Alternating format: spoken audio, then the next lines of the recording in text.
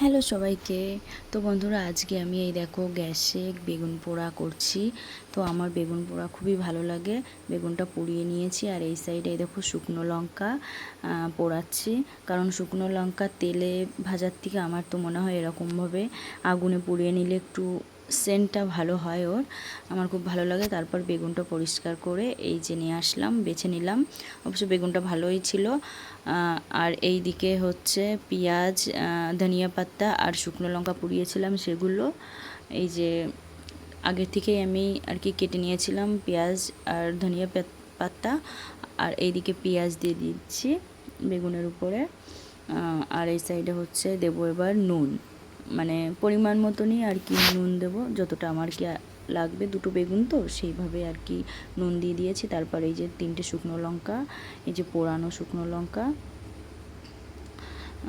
এরপর এখানে দেব হচ্ছে ধনিয়া পাতা। তারপর এই যে পরিমাণ মতো তেল দিয়ে নেব, সরিষার তেল।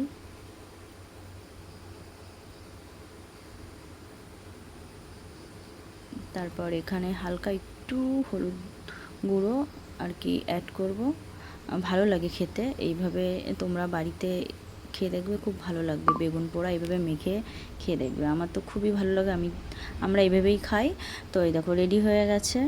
তো কি দারুণ লাগছে দেখো, এরকম গরম ভাতের সাথে খেতে দারুণ দারুণ টেস্ট। তোমরাও বাড়িতে এইভাবে খেয়ে দেখবে, খুব খুব ভালো লাগবে। আর ভিডিওটা কেমন লাগলো অবশ্যই কমেন্টে জানাবে। টাটা সবাইকে।